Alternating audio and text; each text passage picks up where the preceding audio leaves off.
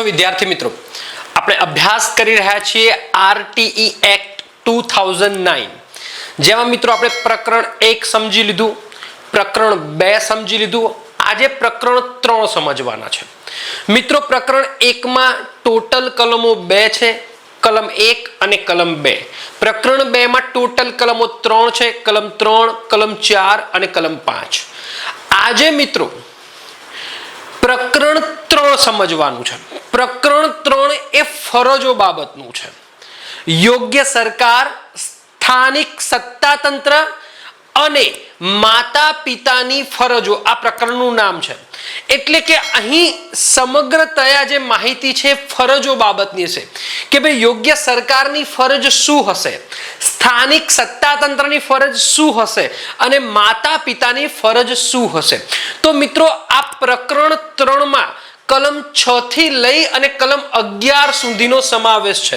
જોઈ લઈએ મિત્રો તો કલમ 6 એવું કહે છે, 6 લખતા જજો મિત્રો, બરાબર। શાળા સ્થાપવા બાબત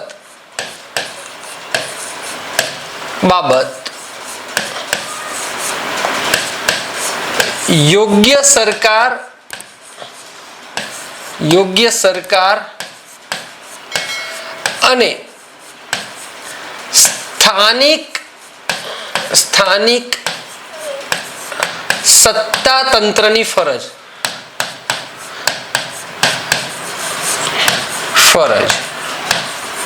મિત્રો અહીં સીધો આપોઆપ તમને ખબર પડી જાય કે શાળા સ્થાપવા માટે કોઈ માતા પિતાની ફરજ નથી। ફરજ કોની છે? સરકારની અને સ્થાનિક સત્તાતંત્રની। એ 6થા નંબરનું આ છે। 7મા નંબરની નાણાકીય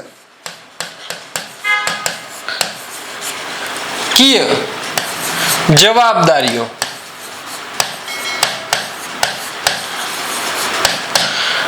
યોગ્ય સરકાર અને સ્થાનિક સત્તાતંત્ર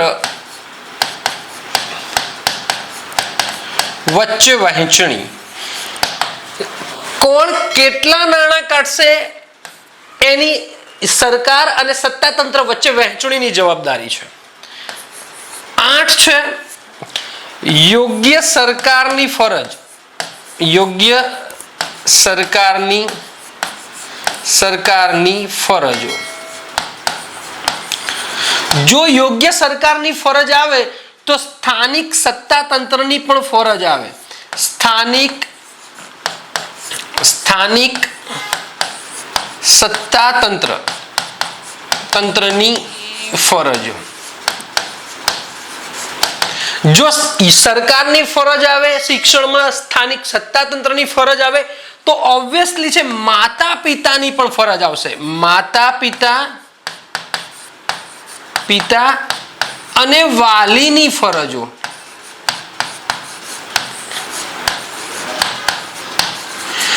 મિત્રો પ્રશ્ન એ છે કે હવે જ્યારે શિક્ષણની બાબત આવી ત્યારે આરટીઈ એક્ટ 2009 માત્ર ને માત્ર એવું કહે છે કે 6 થી 14 વર્ષના બાળકને મફત, ફરજિયાત અને સાર્વત્રિક શિક્ષણ, ના એવું નથી મિત્રો। એ આરટીઈ એક્ટમાં કલમ 11 માં એ પણ ઉલ્લેખ છે પૂર્વ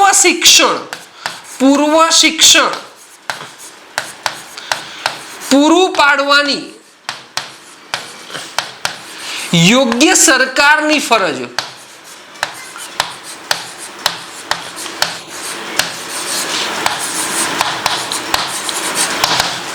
મિત્રો કલ્પના કરો કે જે આંગણવાડી છે એમાં સૂચન તો કરી દીધું કે ભાઈ બાળકને શાળા પહેલાનું પૂર્વ શિક્ષણ પૂરું પાડવાની પણ ફરજ છે, પરંતુ મિત્રો એવું ક્યારેય નથી કરી શકાતું કે જ્યાં કોઈ બાલવાટિકા ન ભણ્યું ધોરણ 1 માં ના લેવામાં આવે, લેવો જ પડે।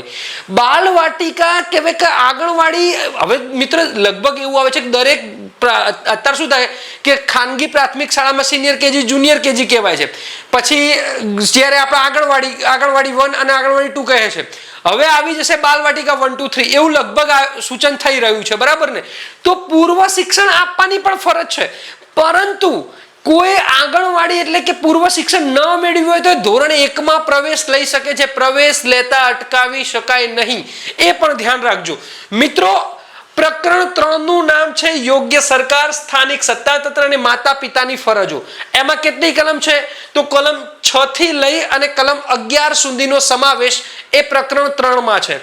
3 કહેવાય કે એમને કીધું કે એમની ફરજ રહેશે. એક સરકારની ફરજ, યોગ્ય સરકાર એટલે રાજ્ય સરકાર અને કેન્દ્ર સરકાર. સ્થાનિક સત્તાતંત્ર, જે સ્થાનિક સત્તાતંત્ર છે એની ફરજો અને માતા પિતા ત્રણની ફરજો નક્કી કરવામાં આવી છે. કલમ 8 કહે છે શાળા સ્થાપવા બાબત, કારણ કે આરટી માં અમુક અંતરે શાળા હોવી જ જોઈએ. જો કોઈ તમારા એરિયામાં શાળા ન હોય તો એ રાજ્ય સરકાર એટલે કે રાજ્ય સરકાર અને સ્થાનિક સત્તાતંત્ર, રાજ્ય સરકારમાં મિત્રો યોગ્ય સરકારમાં કેન્દ્ર સરકાર પણ આવી જાય છે. અહીં યોગ્ય સરકાર શબ્દ વપરાયો છે શિક્ષણ બાબતે, બંનેનો હક છે, કારણ કે એ સંયુક્ત યાદીમાં છે શિક્ષણ. એટલે યોગ્ય સરકારની પણ ફરજ છે, સ્થાનિક સત્તાતંત્રની પણ ફરજ છે કે ભાઈ 3 વર્ષની અંદર શાળા સ્થાપી દેવામાં આવે. 3 વર્ષનો સમય આપવામાં આવે છે, બરાબર. પછી મિત્રો નાણાકીય જવાબદારીઓ, કારણ કે કેન્દ્ર સરકાર પણ નાણાં આપશે અને રાજ્ય સરકાર પણ નાણાં આપશે. તો નાણાકીય જવાબદારીઓ અને નાણાકીય કેટલી કોણ નાણાકીય આપશે એનું પણ વિભાજન.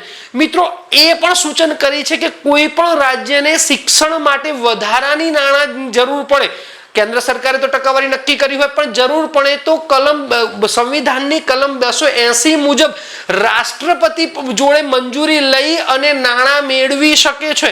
બધી જ વ્યવસ્થા છે મિત્રો. ઓકે, તો નાણાકીય જવાબદારીનું પણ વિભાગ. હવે અમુક જવાબદારી એ કેન્દ્ર સરકાર પાસે છે. ધારો કે રાષ્ટ્રીય અભ્યાસક્રમનું માળખું નક્કી કરવામાં આવે, શિક્ષકોની ટ્રેનિંગનું જે માળખું નક્કી કરવામાં, અમુક જવાબદારી એ સુપર પાવર કેન્દ્ર સરકાર પાસે છે પણ જવાબદારીઓ વહેંચી દીધી છે. યોગ્ય સરકારની ફરજો, સ્થાનિક સત્તાતંત્રની ફરજો, માતા પિતાને વાલીની પણ ફરજો છે અને પૂર્વ શિક્ષણ પૂરું પાડવાની યોગ્ય સરકારની ફરજ.